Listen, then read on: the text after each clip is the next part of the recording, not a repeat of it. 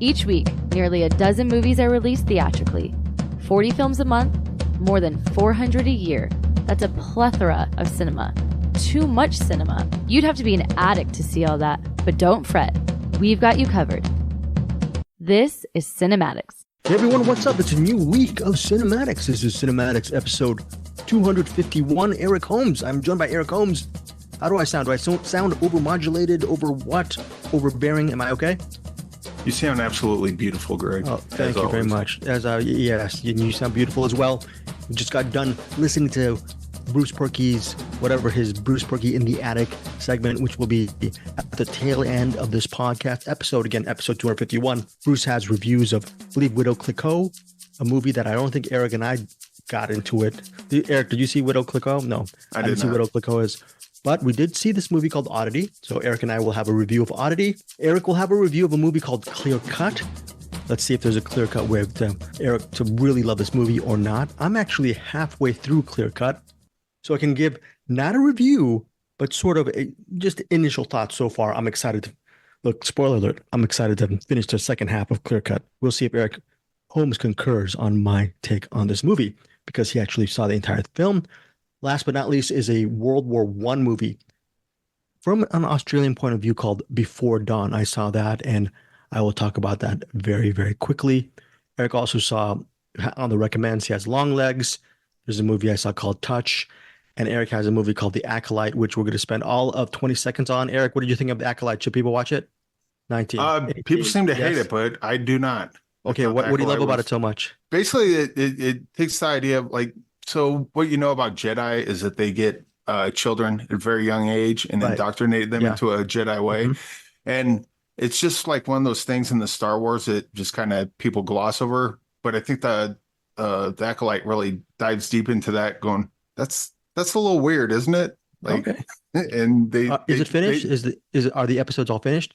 Yeah, the last episode of this season came out yesterday. Okay, yesterday. So, yeah. Okay, and how was should people watch it then from your point of view? I think so, but just looking online, people seem to hate it. My guess is that, from what I can tell, is that I don't know, they had some character that shouldn't have been alive. Like they're more interested in the lore and the details of that than they are of what the show's actually saying. And I think what the show's saying is really interesting. Okay, so your time was not wasted on The Acolyte. No, in fact, I just watched the one episode, just like I'm bored, I'll watch it, and I was like, all right, this is pretty good. Then I watched another episode and then another, and I was like, yeah, this show's pretty great. I love this.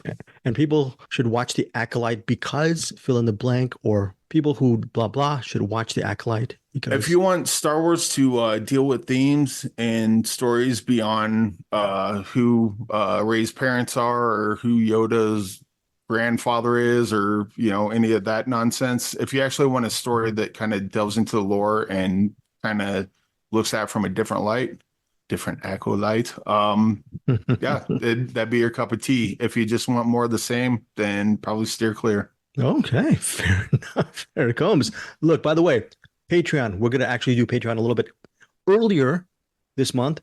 Instead of like the last day of the month, we're doing it next week. Bruce Purkey will actually join us for Patreon. It's his month. This is the spotlight of the year 2006. The movies that we are covering this month for Patreon are Brick. No, it's not the Ben Folds 5 song. It's a movie called Brick, directed by one of the Star Wars filmmakers, Ryan Johnson. The director of, here's another hot take, the director of the greatest Star Wars movie ever made. Okay, that's on record. And it's the greatest Star Wars movie ever made because blank. What, Eric Holmes? Same thing I said about The Acolyte. It takes what the lore gave you and just looked at it from different points of view. Very good. You like different points of view. I'm good with that. And so Brick is our number one pick for Patreon. Number two pick is Slither from director James Gunn. This is James Gunn when he was an indie filmmaker before he became the head honcho over at the DC Universe, way before his string of luck started to really monumentally just grow thanks to his Guardians of the Galaxy experience. So this is Gunn before all that stuff. Slither and Brick. Eric Holmes and I and Bruce Purkey will be reviewing it next week. It'll be released to our Patreon Cinematics Patreon members next week. So join us for a $5 catch-all fee. This is where I wish I had music. We don't have music, Eric, because me, you, and Bruce are poor. This is where Eric Holmes, the pitch man, comes. Eric Holmes, what do you want to pitch this week? Anything? Sauce, your life, DJing, whatever, or our merch. What do you want to plug? Anderson? TFV. Yeah, Film Vault's having their live show August 3rd, so I'm going to go to that. Also, we're gonna have lunch, right? We're gonna have lunch, me and you. One of those days. I'm thinking maybe Monday before TFV somewhere. I don't know. I'd also like to pitch the merch site. It would appear that someone bought a shower curtain, so I believe we have a murderer amongst our ranks. Okay, please. Someone actually bought a shower curtain over at cinematicspodcast.com. Do you know who it is? I do. Can you name that person? The Mitch Burns. Mitch Burns.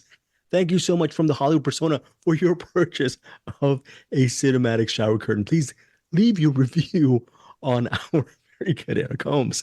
Wow. And very, very good. Mitch Burns, thank you so much, podcaster for the Hollywood Persona. Thank you for your purchase. Tell us what you think of the shower curtain once it gets to your domicile. Yes. He also wanted to recommend a movie for buying the shower curtain, and I said yes. Yes. 100%. And I'm looking for what that movie is. You know what? I'll get to it later. Don't worry. Mitch Burns, you are listening to this episode. If you are listening to this episode, and if Eric doesn't track it down by the end of this episode, please tell us the movie you want me, Bruce, and Eric to review. Thanks again for your patronage. By the way, cinematicspodcast.com. We have shirts. We have paddle tennis, whatever things. What else do we have, Eric? We have horse-drawn carriages. The movie is Mommy by Xavier Dolan. Okay. Mommy 14 movie. That is a movie that we're going. Thank you. And also, I should also point out, Angie Clark was going to buy a shower curtain once, and I talked her out of it. So, Angie, if you want to recommend a movie too for wanting to buy a shower curtain, I suppose that'll work as well. Yes, Angie Clark. I think a couple of years ago she bought a hoodie from CinemAddicts. Thank you so much. Again, cinematicspodcast.com. If you want to support us with a purchase of a shirt, a coffee mug, stickers, Eric Holmes has built that website pretty well as far as the merch goes. So thank you so much for that, or listening, and our Patreon, yada yada. This ends our pitch segment for CinemAddicts. Bruce Purkey, thank you again for your what's your name, Bruce Purkey's segment that ends. He's talking about some attic thing. Bruce Purkey in the attic. Is there a cinematic spin-off that we should put Bruce at the end? His segment. I don't know. I like that. Cinema Man. Bruce's sin in attic. I don't know. Purkey's sins in an attic. Who knows? Look, let's get to our features. Do you want to say anything before we get to our features, Eric Holmes? We'll put Bruce in the box. There you go. Bruce in the box. All right. So we have a lot of stuff to cover for this episode. First off, Oddity. By the way, Bruce Purkey reviews Oddity. Check out his take, which, by the way, I do not agree with. Let's see if I agree with Eric Holmes' take. Now, this movie, it's very interesting. It centers on a woman who we follow in the beginning. It's not a spoiler. She is very scared of maintaining this really beautiful, sort of old school, I wouldn't say mansion, but actually it looks like a mansion, very spacious, and it's just an old school, scary looking, haunted mansion looking place. Her name is Danny. And one night, she's murdered. Danny is murdered within the first 10 minutes of the movie. That's not a spoiler. That's the premise of the thing. What happens from her murder is who's actually responsible for her murder is supposedly an inmate at a institution who was recently released. And he was knocking on her door the night she was killed and telling her to let him in because he was telling her, there is someone who's going to kill you in the house. Let me in. So the first 10 minutes is absolutely scary because this guy looks like he has one eye, looks like a glass eye, or looks like some kind of pale eye on him. I don't know. He looks very creepy, but you're thinking, should she let him in or not? Maybe he's telling the truth. Maybe there is someone there to kill her. Well, whether it's him or there was someone in the house, you're going to find out during the rest of this plot line for Oddity. Again, Danny is murdered. Now it's up to her twin sister, Darcy, who is also played by the same actress. The actress is Carolyn Bracken. She's fantastic in this movie. Her twin sister, Darcy, is a psychic, supposedly. She's blind. She runs an antique store which has very supposedly supernatural elements. She can put her hands on certain objects and supposedly glean how are these objects connected to the life that we live in. Okay, so Danny, now dead, her twin sister Darcy comes to the mansion with her psychic abilities to figure out how her dead sister, who really killed her dead sister. That is the mystery behind Oddity. We also have to mention Gwilym Lee. He plays the Danny's widow. He is a doctor and the sort of the head of this nearby institution where he is quite the powerful figure. Here's the thing. The doctor believes in science and logic, while his late wife, Danny, sort of believed in the supernatural as well. So we'll see what happens. Is this an interesting mystery for 98 minutes? It's from the same, it's written and directed by Damien McCarthy, the same filmmaker behind this movie from 4 years ago, which I still haven't seen. I think Eric Holmes might have seen it. We mention the movie Caveat all the time because this is our running joke. We like to mention the word caveat in as many CinemAddicts episodes as possible. Eric, do you remember actually watching Caveat? I think it was maybe only Bruce Purkey was the one who watched Caveat. Do you remember anything about this? No, I saw it when it came out. Okay. Do you have any recollection? Oh, so then I didn't. I was the culprit. I just remember it was weird as hell. And this one's no different. It's kind of like when you say what the movie's about, I'm like, yeah, all that tracks. But like as I'm watching it, I'm just getting lost. Like I have no idea what's going on. And then, but I'm like, is it a bad thing? No, it's a weird thing because I'm still invested. I'm like on the edge of my seat going, all right, wait, what's that? Why is that statue back there? Wait, why is that why is that floor thing so important? Like I started picking up on things, but none of it ever really connected. I forgot to mention, thank you, Eric Holmes. Remember that psychic Darcy, she comes to the house and she's still trying to figure out who murdered her sister. Okay. She brings to the house Eric mentioned statue. I think Bruce mentioned it's a golem. For me, it's just a wooden figure that looks like it could it's straight out of the Wicker Man, possibly. Colm would make sense, I guess. Okay, yeah. Well, it's this weird looking figure that has holes on the top of its head, and that figure may play an important role in Oddity. We don't know. I still don't know. I still don't know. I will tell you after we record my interpretation of Oddity. I will tell you this before we get to your review, Eric. I have not seen Longlegs yet. It is Longlegs, right? I've not seen that movie yet. You can tell me in your recommends whether this movie works for you. But Oddity, so far in the year of 2024, it is the scariest film I have seen thus far. Maybe, Eric, you can correct me and throw out some other movies that are scary, but this scared the living bleep out of me.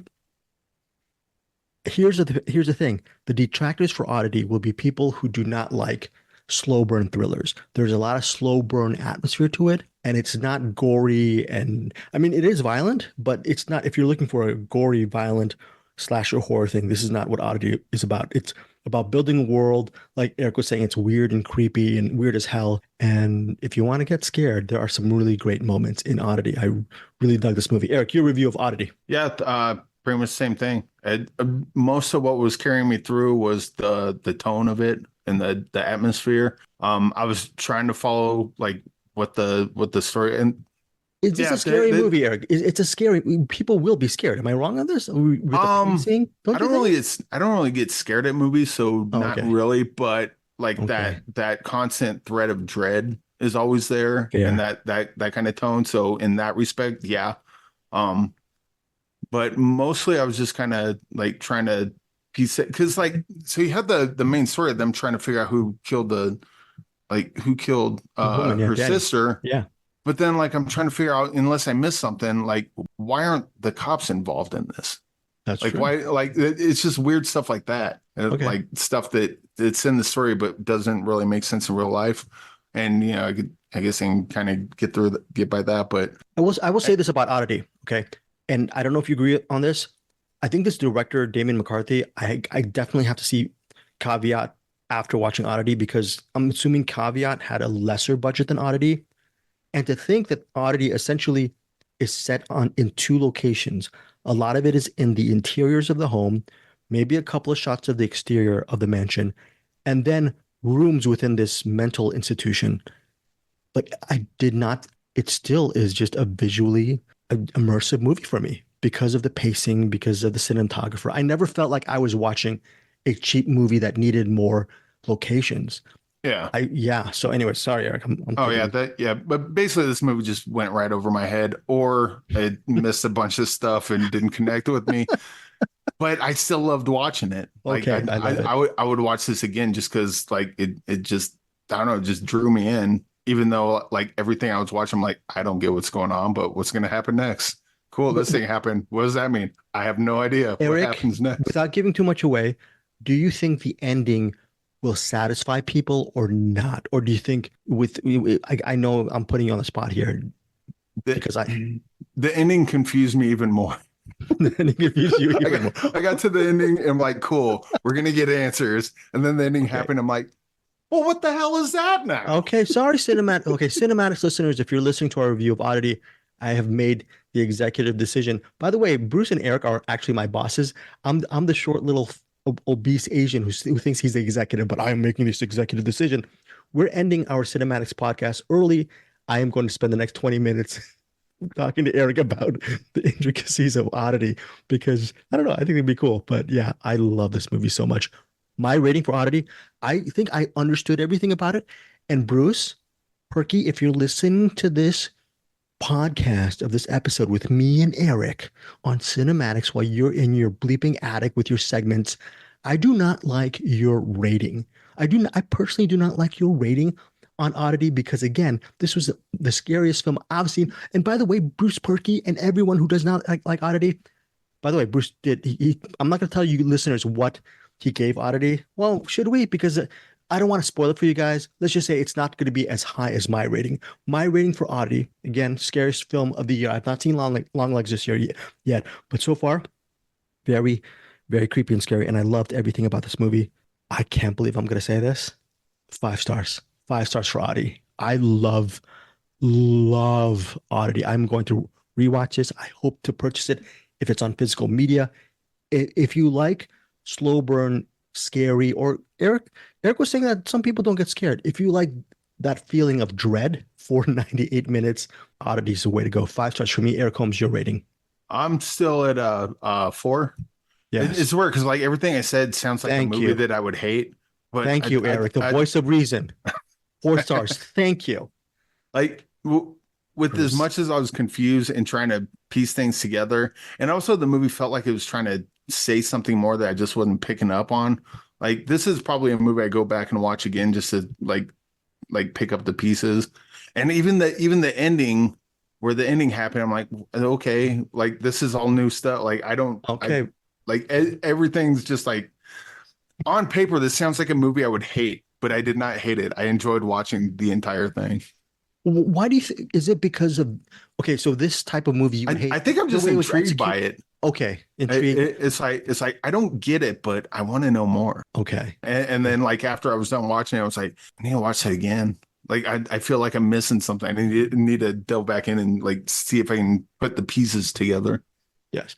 And by the way, if you ever like looking at your pictures on your iPhone or your camera a little bit more, don't do that because it can get really scary and you might find things in your respective camera or iPhone or whatever device. So I'm saying that certain portions of Oddity, there's a camera in Oddity where if you look at some of the photos, it might scare you. So there's a lot of elements that even if you are confused or lost, like Eric says he is, I think he's underrating I think he understands the movie a lot more than he does. But okay, here's a question. Yeah. Why was there a tent there? Oh, right. Like it's just weird things like that. That's like, what that doesn't even make like. Well, let's just say that's a great question, Eric, and we will address that after we're done recording. Let's just say the tent really fulfills its function within the realm of Oddity. Now, check out what Bruce thinks about that towards the end of the segment. By the way, the Rotten Tomato score, as me and Eric are recording this episode 251, 100% so far, Eric Holmes. So, Oddity, 98 minutes in theaters on Friday. CinemAddicts, folks, listeners, please find it. If you're like want something scary, especially if once it goes to Shudder or streaming or I don't know, this is one of my top recommends for this year. 5 stars for me, 4 stars for Eric. Thank you, Eric, for that that 4-star rating. And then Bruce. Oh, Bruce, you disappoint me. Speaking of which, Bruce, we are disappointing Bruce because Eric and I do not have a review of Widow Clicqout. I will just say this out of respect because Bruce did see this movie. Check out that review towards the end of the show. Widow Clicqout, quote, is based on the true story of the Grand Dame of Champagne, Barbie Nicole Ponsardin, who at the age of 20 became Madame Clicquot after marrying the scion of a winemaking family. That Barbie Nicole is played by Haley Bennett, very talented actress, and it's exclusively in theaters July 19th. Also stars Tom Sturridge, Sam Riley, Anson Boone, Leo Sutter, Paul Rees, Natasha O'Keefe, and Ben Miles, running 90 minutes. The director is Thomas Snapper. So Eric and I didn't get the reason why. I'll be honest. The reason why Eric and I couldn't get to Widow Clicqout because he and I were in a 7-day trance over the brilliance of Oddity. There you go. Okay, now speaking of brilliance, clear cut Eric Holmes. I'm gonna say this. It's directed by Brian Skiba. You interviewed Brian Skiba this weekend. I did. It's set in the Pacific Northwest. I don't see too many movies that centers on people chopping down trees in the Pacific Northwest and they bump into a possible drug running scheme. The movie stars Clive Standen. Some people might know him from, he was the head of a TV series several years back on NBC. I think it was Taken, possibly. But Clive Standen, very good leading man. He's in this. But the cast includes Stephen Dorff, Alec Baldwin, Jesse Metcalfe, Tom Welling, if you're a Smallville fan.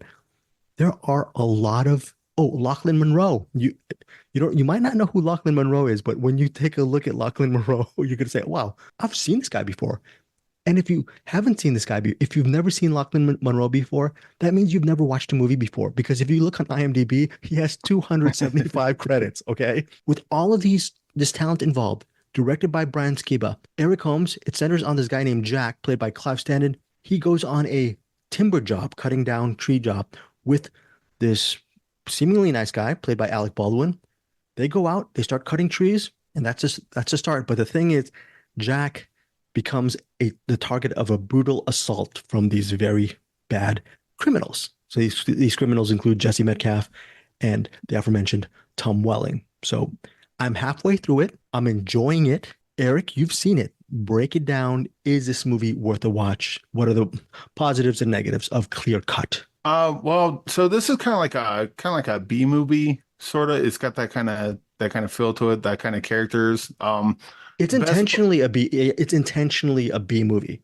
It's like straight from the 90s, those like straight to VHS kind of movies. Has that hillbilly character showed up yet? Yeah, Stephen Dorff. No, the meth guy. Right. Yes. Right. Yeah. That's Lachlan Monroe. He's the one who's. Oh, okay. Yeah, I love with the crossbow, right? With the crossbow. Yeah. Yeah, his character's silly but funny. Like his lines are kind of like, lines you've heard people say a million times, but that's kind of what the character is. It's got some strange editing to it. There's like some weird flashbacks. Like the establishing shots. Mm-hmm. Like it's just kind of cut together weird. Interesting. Okay. So there's like a scene, I believe, like someone shoots the engine and the engine catches fire, but it's like obvious CGI fire. This is kind of the movie you're in for with this one. Right. This is probably not a recommend for most people, but it's still kind of silly, and Stephen Dorff's in it. So obviously Stephen Dorff, the lowest a movie can be is like a 1.5 star. Just by all it has to do is have Stephen Dorff in it and be in focus. You get a 1.5 star automatically. I agree. I love Stephen Dorff.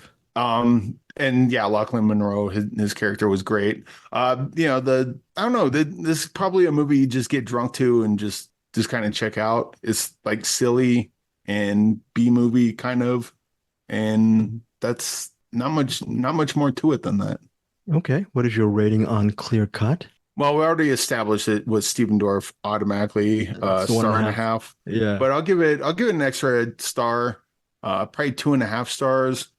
If I was drunk watching this, it'd probably bump up to 3.5. But yeah, I'm going 2.5. It was silly, fun, but there was like some strange like filmmaking choices. But other than that, watch it for Stephen Dorff and Lachlan Monroe. All right, Eric, you are the editor. I am not an editor, but I will tell you this, Clearcut, I wish I could review it. I was not in time before we recorded to finish Clearcut again. Need about maybe 50 minutes left, and I have, it's how long? It's 98 minutes. I'm about almost halfway there. So far, I'm really enjoying it.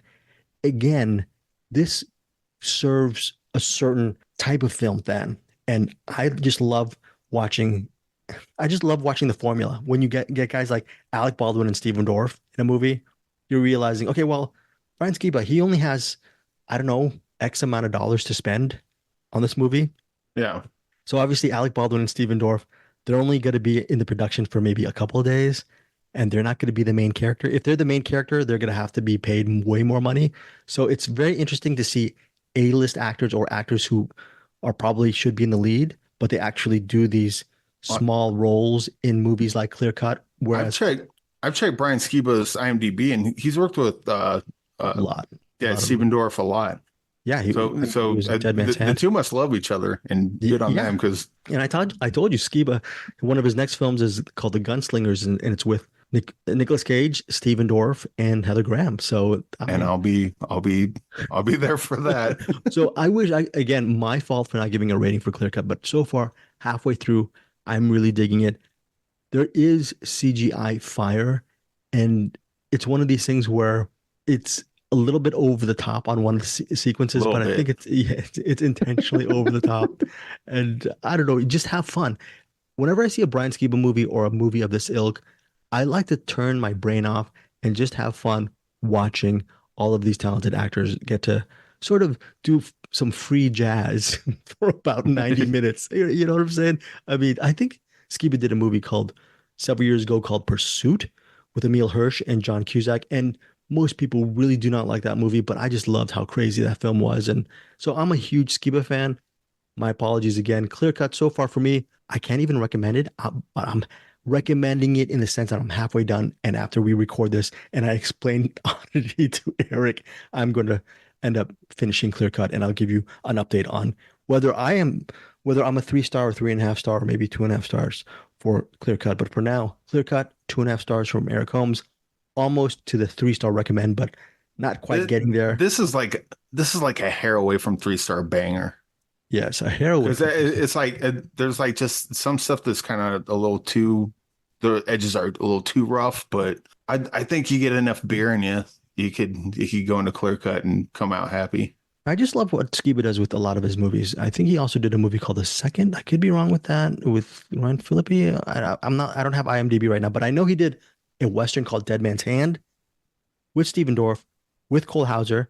Cole Hauser, what was the movie that we liked from Cole Hauser that he was in? Remember from 7 years ago? Ritual Killer. The Ritual Killer. He's so good in The Ritual Killer. So you have movies Cole Hauser and Stephen Dorff, and the hero ends up being freaking Jack Kilmer. So I like what he does with these genre films. And Skiba, like he said in your interview, it's one of these things where they give him a budget and he tries to do his best with the parameters that he has. And I think with the parameters that Skiba has, I just have a good time. Again, this is one of sort of my jam. Skiba's movies are sort of my sort of jam.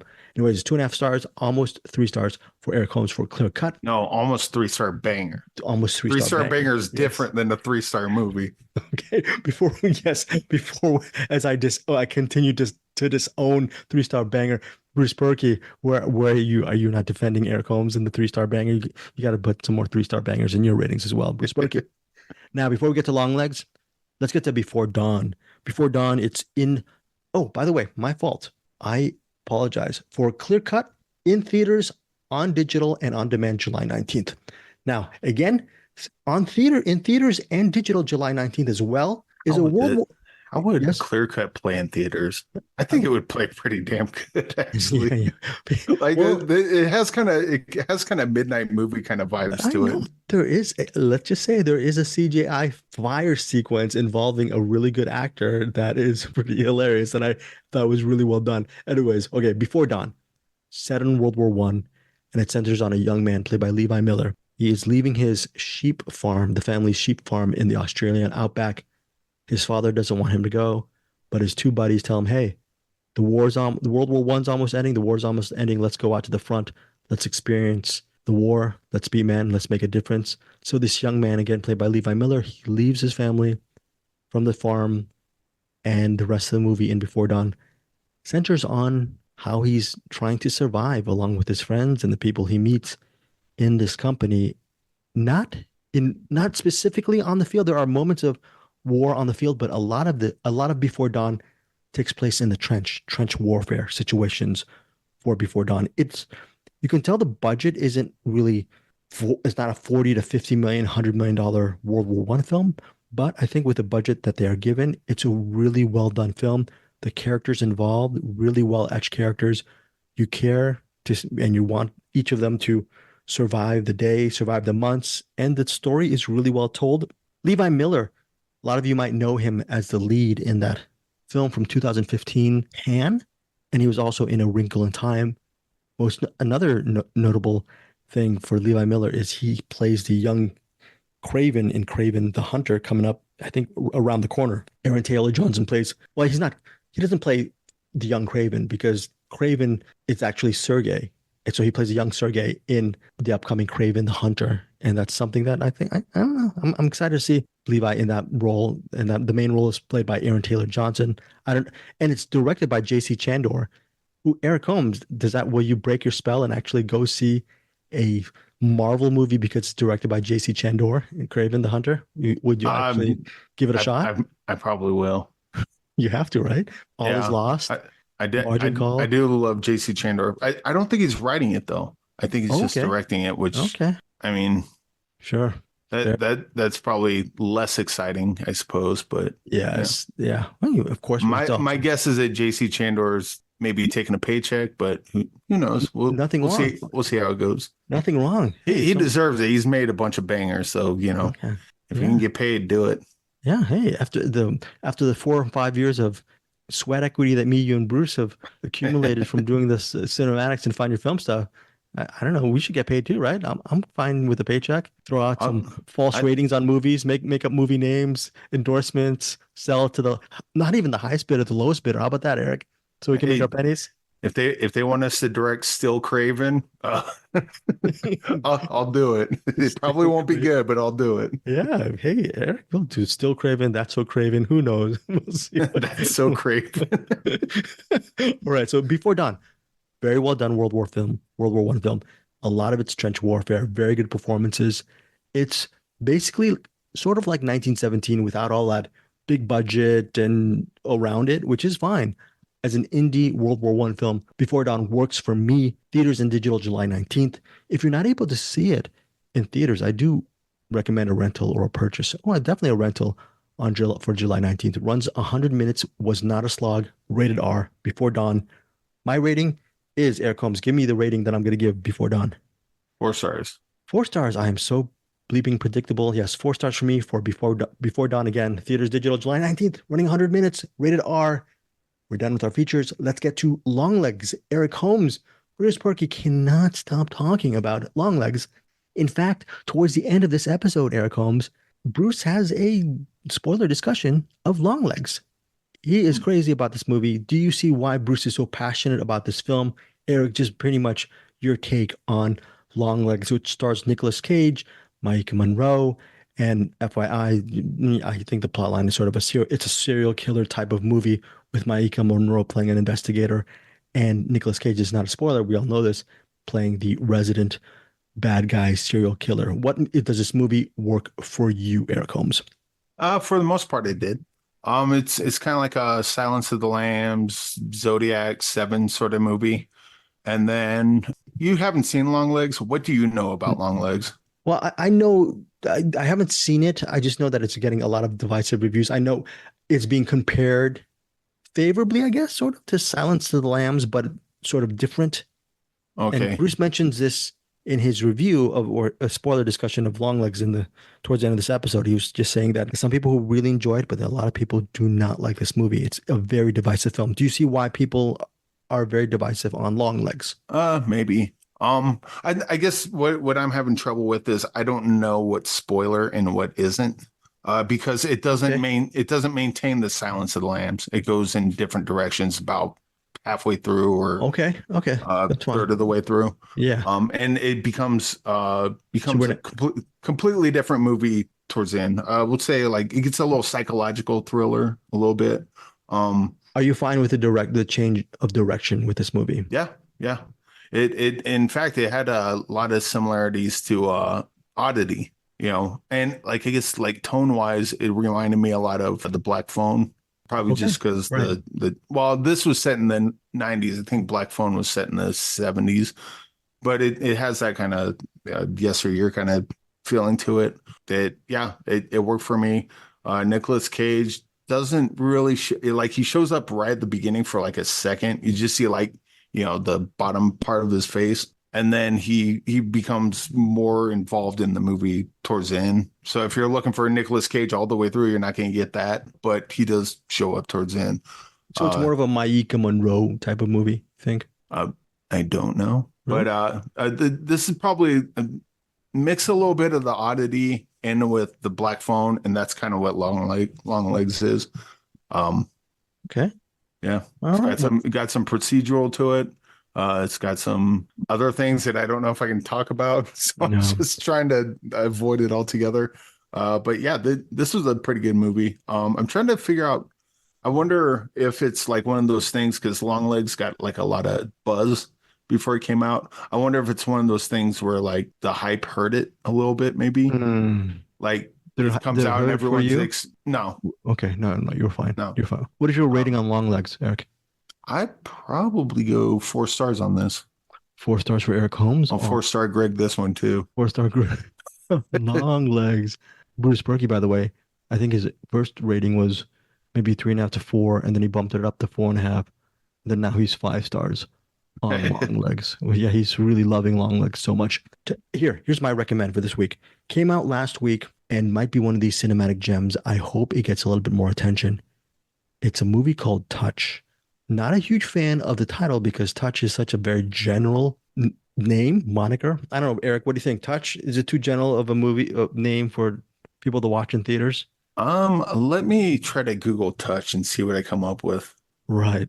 So, Not the movie. Oh yeah, the second one down. So okay. I was way off. All right, so here it is on IMDb. I'm going to say a romantic and thrilling story that spans several decades and continents. Touch follows one man's emotional journey to find his first love, who disappeared 50 years ago before his time runs out. So yeah, there's an elderly man. He just lost his wife. He runs a restaurant, and with his wife's passing, he decides to his thoughts and go back to this young Japanese woman he loved some 50 years ago, and he decides to travel back to London, where he met her in London, where he was an idealistic college student, and he had a job. He's a white guy. He had a job working at a Japanese restaurant where the owner was the father of this young woman. Her name's Miko. The main guy, his name is Christopher. So Christopher and Miko's budding friendship and relationship is front and center for Touch. And a lot of this movie deals with the mystery of Christopher, now an elderly man, trying to find Miko and the problems he has actually locating her. Now, here's a big problem. Most of Touch, a big part of Touch in the present day, is set during the lockdown period of COVID. Christopher, while he's also having his own sense of medical problems, he's also in the throes of where everything is sheltering in place. And it makes it even harder for him to find Miko again. He hasn't made contact or seen her for 50 years. And the rest of the movie deals with what happened 50 years ago, how come they never stayed in touch, and what happened with Christopher's life as well. This is an unabashed, romantic, wistful movie. If you love romantic films about memory and the wearying passage of time, I think Touch will really touch you. Personally, it did touch me. And it reminded me back of, this is getting a little bit too personal, and we don't get personal on CinemAddicts. When I was a college student, I had a crush on a young woman as well. Her name was not Miko, but she was Japanese. That's as far as I'm going to take it, because Christopher was a really in Touch, he's a much more charming guy than I ever was over at UCLA. But it makes you, bottom line, it makes you think of your lost loves from back in the day as well. I'm sure Touch will have that same spark of resonance for you. And then the third act, when you find out whether or not Miko is still around, if he finds her, is she alive, is she dead? All of that stuff will be revealed to you. And I think it's a really well done third act as well. Touch is, what am I giving it, Eric Holmes? Let's go 4 stars. Let's go 5 stars on Touch. Touch is Oh, one of wow. my favorite films of this year. 5-star banger for me for Touch. It was just, what's interesting, another interesting thing is, I think Baltasar Kormaker is the director. And check this out. This is his movies that he's done before Touch, right? You're thinking maybe he's done his share of romantic dramas. Well, he's the director of Two Guns. He is also the director of, what else? He did Everest, that mountain film Everest. So he's an Contraband. So a lot of his stuff is action based, but this one is completely set in different locations, and it's a beautiful movie that almost made me start chopping onions towards the end. So Touch, if you can't see it in theaters, please mark this down for your upcoming streaming or rental or on demand, because it's an amazing movie. So 5 stars for me for Touch. Currently, as we speak, as we're recording, it available in theaters. Yes, Eric Holmes. Yeah. Oh, you got 2 5-star movies this week. This is a good week. Yeah, pretty good week for me. 5 stars. Well, how about you? I'm not looking at the Google Doc. Was it a decent movie? Well, I mean, you had the 2.5, which is, see, that's a weird thing. Clearcut's 2.5, but I still liked it. That's fair. All right. It's just it's got a bunch of rough edges, and there's like some weird things, but like, you know what? I'd take down a case of beer and watch it again. Okay. Well, look, I don't know I think final pitch things on our show notes for CinemAddicts. If you want, you can rent and purchase some of these movies by just going on Amazon using our links. Me, Bruce, Eric, and Anderson, we receive a cut of the profits as well, a slight commission. So every penny counts. Eric, before we go, you want to say anything before? Yes, Mitch, thank you for the shower curtain, and I will not tell anyone about your murderous desires. In fact, I don't even know about them. So whatever you do with your shower curtain is between you and the shower curtain. Yes, and the person you murdered. Put on bump. Mitch Burns, again, thank you for the shower curtain. I'm sure you're going to put it to really good and humane use. And again, I think that the movie that we're going to review in lieu of your wonderful purchase on our podcast is Mommy, right, Eric Holmes? That's Mommy. 2014, I believe. Okay, and we will get to it very, very soon, Mr. Burns. And of course, check us out next week on Patreon when we review the movies. We spotlight 2006. We have Brick. We have Slither. So it'll be great. And we'll be joined by Bruce Purkey on Zoom. So it'll be nice to see him. Have you seen either of those, Brick or Slither? I've seen Brick, and I'm sure you've seen Brick and Slither, Eric. So these will be easy rewatches for you, I'm assuming, right?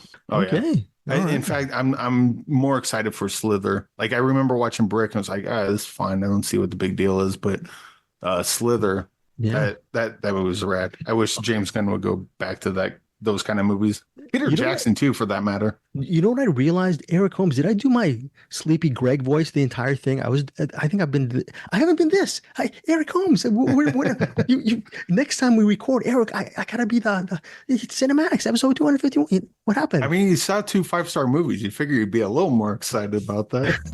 I'm sorry, folks, if I went an octave lower on this one, but next time I'll be back for episode 252 with Eric Holmes, and we're gonna have so many things to talk about Patreon, right, Eric? You should next time call me out. This is my fake voice, my fake CinemAddicts voice. I did not have it on for this episode. Do your job, Eric. Did you not notice this? Yeah, let's do it, Greg. Come on. Let's get excited. All right, Eric Holmes. I am signing off from Eric Holmes. And it's not really a sign off because Bruce Purkey is next. So before Bruce Purkey, of course, here's Claire. Goodbye, everybody. Thank you for joining CinemAddicts. Welcome back to Bruce's Movie Attic. Is that what we're calling this? I don't know. I keep making up names for things. You know, Eric and Greg crept up to the attic and they unchained the crate, let me out, unzipped the mouth of the gimp outfit I'm wearing all the time, and let me talk about a few movies this week. We have 2 features that I believe Eric and Greg are watching. At least Eric and Greg are going to watch one of the 2, Oddity. And then one of them also might be watching Widow Clicquout. I don't know how to say it. It's French, you know. So I'm going to talk about those two movies. And then I might have a little bit of spoiler discussion of Longlegs. Anyway, let's start with Widow Clicqout, directed by Thomas Napier and starring Haley Bennett as Barbie Nicole, the widow. Haley Bennett, if you remember, probably what I know her most from is the really cool little indie movie from, I don't know, 4 years ago? I don't know, called Swallow. And if you've never heard of that movie, you might check it out. It's pretty interesting. Philippe Clicquot is played by Ben Miles, and then Francois Clicquot, played by Tom Sturridge. There's some other people in here, but those are kind of the main ones. Basic idea of Widow Clicquout. First of all, it is a period piece, very masterpiece theater for you oldies like me. The kind of movie that if Eric watched this, probably was very sad, because this is the kind of movie that he generally does not go for. This kind of slow period piece that's just about sort of dramatic things. I don't know, not usually his cup of tea. So the basic idea here is the recently widowed Barbie, her husband basically owned this vineyard in France, of course, and when he died, you know, the father-in-law comes over and almost immediately is like, well, no, don't worry, we will make sure that you are well taken care of. We'll go ahead and take care and buy this, you know, buy the vineyard off you, so you don't have to, you know, worry about getting people to run it and all this kind of stuff. So essentially she doesn't have to worry her little head as a woman about this vineyard. She doesn't take kindly to that, and she immediately says, nope, I'm going to run it, and father-in-law, you need to let me run it. So obviously he does have the power to say no, really. It is a world where, you know, men pretty much can do that. But he, kind of in the memory of his son, which is kind of what she calls upon, in the memory of her son, or his son, I should say, he allows her to give it a go and see if she can make the vineyard keep being successful under her watch. Which, of course, as a woman in that era, it was kind of an unusual thing. The movie overall, though, does kind of go back and forth. There's lots of flashbacks of kind of her relationship with Francois, which was her husband and the other guy's son, and kind of how they met, how they fell in love, madly in love, how they worked together in the winery. So there's a reason that she thinks she can run it, because she had a lot of influence over the way they were growing and, you know, making the wine and everything. She wasn't just out of nowhere thinking she could do it. And then what led to his death, and I'll kind of leave that vague, because that is sort of a discovery as you go along. And in the middle of this also, Napoleon has put in various blockades as far as people being able to trade with other countries. I think it must be during when he's warring with other countries. So there's a lot of impediments to her selling her wine if it goes well. And she's making some red wine, and that's kind of considered her lower wine, not the greatest stuff. But the stuff she's making, the champagne, of course, is considered her prestige product. So there's two avenues, right? There's the whole story of her and her husband, dead husband, and the story of a woman in this world through various hardships trying to make a go of this really hard and difficult industry to be successful in for anybody. Because when you grow any kind of crop, there's always, you know, the elements and all various things that can cause a downfall of an entire vintage of wine. So all of that is kind of the basic of this. If that sounds interesting to you, I think you might find this mildly interesting. I think it's a very leisurely film. For me, it really didn't have enough there. Like I know you're supposed to be really invested in her, you know, a woman making it in this world. And I think that is a very interesting story. But there was so much stuff there about kind of her love life and her that really just kind of kept sucking away the story of, you know, a woman in this world trying to make it. And I think the woman in this world trying to make it would kind of have been the more compelling story to me. Also, it kind of got into the hardships of trying to survive with the crops and all that. But once again, that all seemed pretty stereotypical to me, stuff that you've seen versions of many, many times over. What would I rate this movie? Well, you know, I didn't hate it. I had a good time watching it, I guess, overall. I was intrigued enough to watch it all the way through, and it's not long. I think it's like 90 minutes, thank goodness. This is the kind of movie they definitely might stretch out. to 2 hours, 2 hours and 15 minutes. It's only about 90 minutes. So that was good. I'd probably, I'll give it a generous 3 stars. This is borderline not having 3 stars. I would be curious to see what Greg and or Eric rate this. I think if Eric does watch it, he's probably 2 stars maximum, I'm guessing. Did I say Eric or Greg? I lost track of what I was saying. Eric, I would say, would probably be 2 stars. Greg, I think Greg would like it. He might be similar to me. He might be 3.5 stars, maybe 4 stars at the most. I don't think he's going to be super compelled by it either, because it's just, like I said, this is a non-offensive movie. It's well made, it's well acted, but it just doesn't do a lot. And that's kind of its biggest sin, is being kind of middle of the road.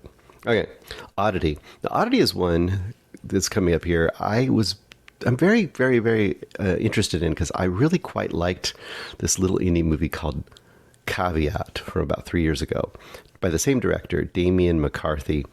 And when I saw this movie Oddity was coming out, I was very, very intrigued in all the press and everything. And I didn't watch the preview really. Knowing he made Caveat was enough and made me want to just kind of check it out, going cold, basically.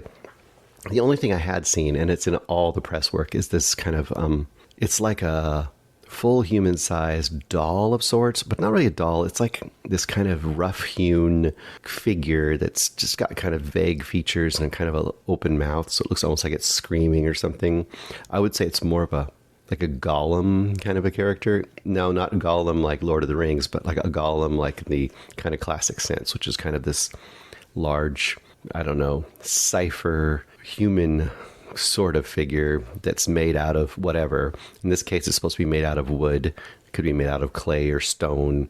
In fact, probably people know that from Minecraft, because I think there's a bunch of different kind of golems in Minecraft.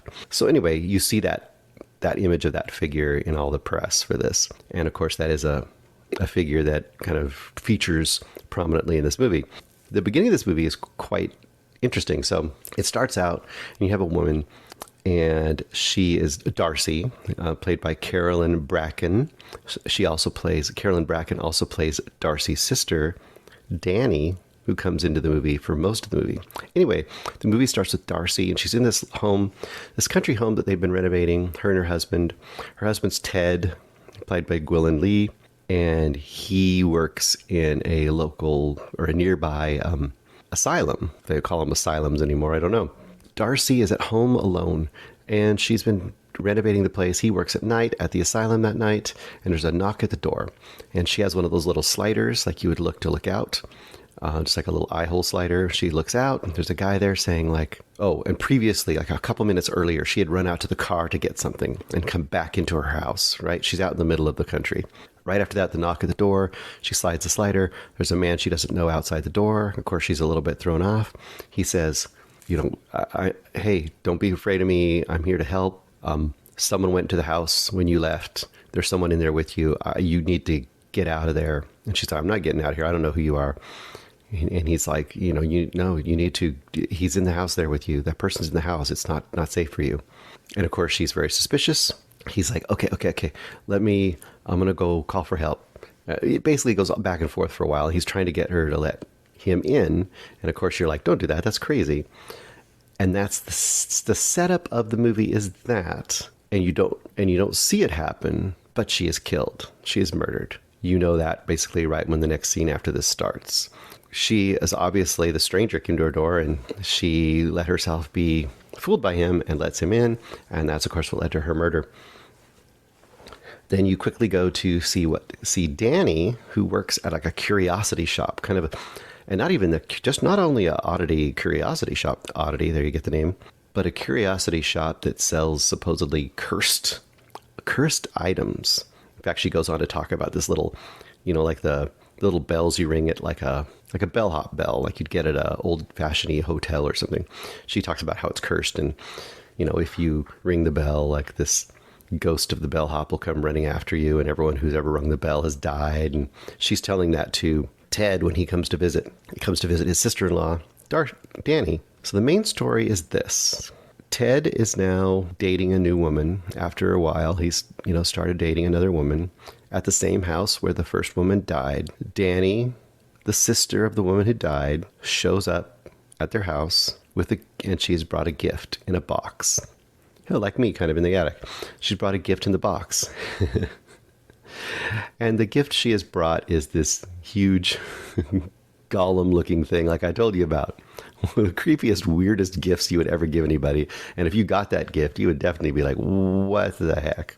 So that's kind of the basic setup of this movie, right? It's a sister who feels like, her sister was killed and no one seems to be, solving that problem and taking care of it. Widower and his new girl with the sister-in-law from before, all in this house, kind of an awkward situation, and this giant weird-looking doll. And that's kind of the pretty much the crux of the conflict, I guess you'd say. And for, I would say, 75% of this movie, this big doll thing, golem thing, is just sitting at a chair at the end of the table while all the stuff is going on around it, and you're just waiting for something to happen with it, because obviously it's the creepiest thing you'd have in your house that no one would ever have in their house. So that's it. I guess for me, the best way to think of this movie is it's like an extended episode of Tales from the Crypt. That is the way I would look at it. Not super gory, but definitely having to deal with a wronged person, possible revenge, some kind of supernatural forces, something a little creepy, maybe things not being the way you originally thought they were, stuff like that. Overall, I would say I was definitely a bit disappointed. I kind of thought it would be a little more, a little more unexpected and creative. Like more in the, I guess to me, more in the lines of something earlier this year, like stop motion. I don't know. It just didn't seem to really go places that were really unusual for me, even though there's some stuff around that big golem that is really cool. There's an investigation of the golem at one point that I thought was really good and really going along the lines of where I would have liked this movie to go. But in most places, the movie kind of went places I expected it to go. Now, all that being said, I did have a pretty good time with it as a cool indie, Tales from the Crypt-ish sort of supernatural kind of vengeance movie. I think it works pretty darn well. This would be one of those movies that if you just discovered it by random on a Saturday night, flipping through the various streaming services, and you just happen to watch it, you'd probably be really happy you did, because it's pretty darn solid. But if you went into it like me, expecting, oh man, this is going to be my favorite horror movie of the year kind of a thing, like maybe I didn't expect it to be that great, but I had expectations for it. If you go in with that kind of attitude, you might be a little bit like, oh, well, it was okay. So I guess for me, I'll probably go 3.5 stars. There's enough good stuff here, and it's solidly made, and there's definitely some fun moments and some pretty good tension building. The 3.5 stars seems fair to me. Definitely am interested to see where Damien McCarthy goes, because after a couple movies I've seen by Damien McCarthy, he definitely has kind of an interesting approach and an eye for things. And I think there's a great movie somewhere in the future for Damien McCarthy if that person keeps making movies and keeps getting a chance to have some, at least modest to decent budgets. Oh, and last thing, there is a slight nod in this movie to Caveat, and there is an indication that this is in the Caveat universe. And it almost makes you wonder if he's trying to set up a thing where this Oddity shop is going to produce a whole bunch of different movies based on these cursed objects, which I would not be against that, because that leaves you a chance to make all kinds of interesting different movies, kind of a la Friday the 13th, the TV series, which had nothing to do with Jason, if you know what I'm talking about. Okay, that's the main features for this week. Now, the other movie I saw this week, of course, has been hyped to no end and talked about, oh my gosh, so many people talking about Longlegs. And in fact, if you want a full review of Longlegs, I did one here too a few days ago, and you can find that on the same site you're probably on, the same YouTube channel. Go check it out. I'm sure you already know if you're here, so I'm not going to go through all that. But I do a spoiler-free review, and I don't get into huge depth on it, but I give you a good idea of probably whether you'd like it or not and what it's about. Now, that being said, if you don't want to hear spoilers, you haven't checked it out yet, you're going to go see it in the movies, you're going to wait for it to stream, whatever, then you might want to dip out here because I will hit a few spoilers. But I wanted to get into a couple things about it that I think are interesting. So Longlegs is very divided. A lot of people are hating it, or not hating it, but really disappointed by it. I think a lot of that has to do with the hype and the expectation, which I did mention a little bit in my review. I think the biggest complaint people have of it is that it's, to them, not a good follow through on the investigation that the movie kind of sets up, or that it's kind of just all spelled out with various dumps of information to them throughout the movie, and that they just feel like it's kind of it's an okay but kind of a mediocre investigation movie with a lot of very slow burn kind of energy to it. Now, what I would like to kind of discuss quickly here, I'm not going to go too long on it. I know that you can find some very, very long videos online if you want to.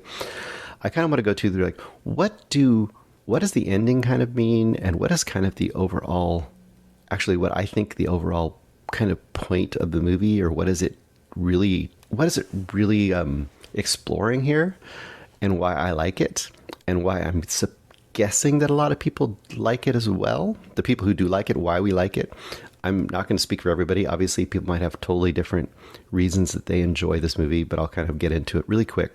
First of all, the investigation itself is a bit of a MacGuffin, or a bit of a mislead, and I think that is also what people who don't like it are feeling. The reason I say that is, if you watch the whole movie, you'll know basically that the Lee Harper character, or Harker, sorry, I think I got her name wrong, Lee Harker character, that she is basically been essentially cursed her whole life. And she is under this, quote, kind of a spell, because Longlegs and her mom essentially are in cahoots and murdering all of these innocent families. And that the doll, there is a doll, like many of the dolls for all the scenes, there is a doll of Lee herself. And the idea is that when these dolls are there, that the person the doll is created of is essentially kind of under a spell, kind of, they're not in control anymore of themselves. There's a whole bunch of things that people don't like about Lee's character.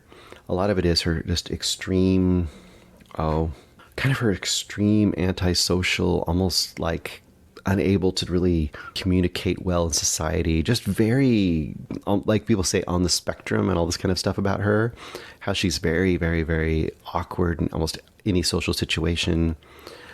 I think all of that, of course, is explained by the fact that she is essentially in a weird, like, low-grade level of possession or something, which is kind of interesting. To me, it's interesting. I don't know. Some people, maybe it's not. It's just boring to them. But the biggest point of this movie, I think, is when you watch these kind of movies, you're expecting, like, oh, with the ingenuity and the hard work and the just tenacity of a character like Clarice Starling and her bravery and all this stuff, she is eventually going to get through and solve the mystery and get the bad guy. This movie is not like that. That's not the thrust of this movie. Is much more like, and I said before, like Cure, but even more so, and I hadn't thought about this at the time, this is even more like a movie like, recently we just talked about it, Kill List, or Wicker Man.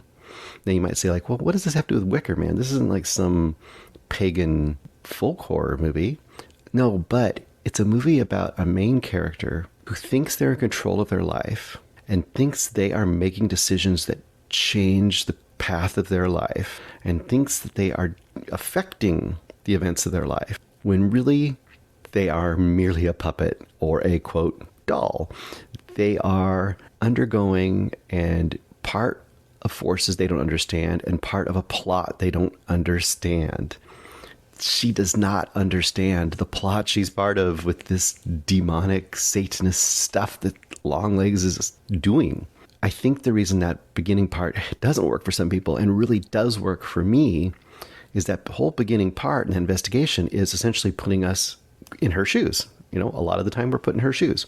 So we're there to think that she's doing all these things, even if she's like, quote, partially psychic or whatever, which I would also crop up to her being weirdly somewhat possessed as well, or under the influence at least, that we think she's doing things and accomplishing things, and we're wrong too. We are also being manipulated by the movie in the same way she's being manipulated by Longlegs. So I think that there's a parallelism there that really I like a lot. Another thing I've heard people complain about is that there's like a exposition dump at one point, or a couple points in this movie, when it's coming from her boss and he's telling her about the case. I think that's fair, because you've got to know what she needs to know, unless you're going to actually just follow along and discover it as she does it, which would make it an even longer movie or a totally different movie. So he's going to give her some information about the murder cases so you understand the basic parameters. That doesn't bother me at all. That's no different than any kind of a procedural as far as I'm concerned. The one that people get later is the one that people are annoyed by, I think. And there's a moment where she goes back to her house. She finds a bunch of Polaroids. She's looking through them. And there's this photo of Longlegs that she had taken, or had been taken when she was a little girl and met him. And she had absolutely repressed, or had been forced to repress, this memory. So it hits her. It's almost like one of the few jump scares in the movie. It hits her like a ton of bricks. And then we have this huge information dump on us of what has really been going on, what Longlegs and her mother have been doing specifically. Now, once again, people are like, that's cheap. Why didn't we get to discover that in a more organic way? But also, I appreciate it because not only are we getting hit with it like she's getting hit with it, but also, once again, discovering the stuff in an organic way is kind of not the point of it, right? The point is, investigations don't actually uncover the truth, because the truth has been manipulated for you the whole time. So they are manipulating this information until the very last minute, and then you are getting it thrown in your face to, just like her. That's all I'm trying to say. It's kind of paralleling that as well. Another thing I want to talk about is the very, very end. I know I'm kind of rambling. I didn't write a script down. I didn't write notes. Sorry, guys. If this is boring, you've already left. Whatever. The very, very end, people have been wondering about as well. So all the discoveries have happened. Of course, and it's pretty highly foretold for you anyway, you know that her partner's, what was his name again? Oh, I forget people's name. Agent Carter. So Agent Carter, her partner's daughter, is having a birthday really soon. We know that. So obviously she's probably going to be a new victim. That is true. After Lee has discovered everything that's going on, she has to race over there to try to stop her mom from giving the doll and murdering the family and her partner as another act of Longlegs after he's already gone from the scene, because Lee's mom is basically another disciple of Satan at this point. She's sold her soul. So Lee gets there and everyone's still alive, but her mom is there, the doll is there, the kid seems to be enthralled by the doll and unable to really do much of anything, kind of being a daze. Obviously, both parents are also in a kind of a weird daze as well. Agent Carter and the mom leave the room, and of course, you hear sounds and you know that he's killing the mom. He comes back in. Lee, gets the gun on him and says, "Don't come any closer. I'm going to have to kill you." And of course, the mom, sorry, I'm going to be confusing there. Lee's mother is there as well. Let's just call her Satan Nun. Satan Nun is there as well. Lee has to shoot the little girl's father, her partner, to try to keep him from killing his own daughter.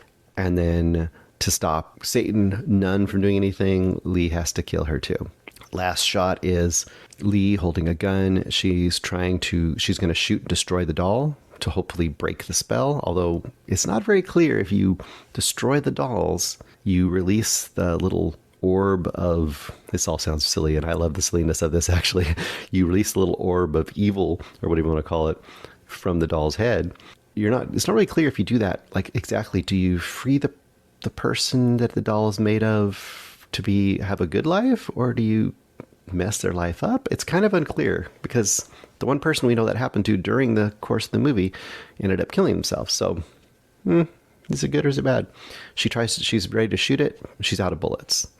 Now, people have pointed out that she should have had more bullets. She didn't shoot that many bullets. I think she only shot 3 bullets.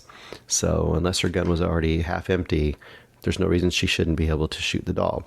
So one of the big questions is, what does this ending mean? Because she's basically just leaves her standing there. She's alone with the little girl. The doll's still there. The end. What does this mean? Well, first of all, I would say that the forces that are controlling things could definitely jam her gun or stop her from being able to shoot that doll. And people say, like, well, why didn't I let her shoot the other people? Well, there's a good question.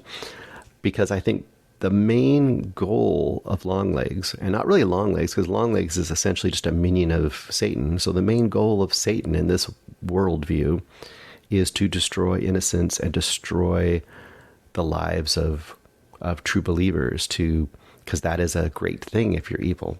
And in most cases, he has the family destroy themselves from the inside. And that's part of the ritual. That's part of, the evil. Well, in this case, since Lee has somewhat escaped her fate because she was supposed to be one of the little girls, since she somewhat escaped her fate, I believe that this final showdown has been kind of the plan the whole movie long. She is been pushed by events that she thought were random, that were not random, from beginning step one, from the moment at the beginning of the movie where she walks up to an unrelated, murderer's house and her partner is killed, causing her to go to a new case. From that moment, she was being manipulated to this final moment at this party, this birthday party of the little girl of her partner.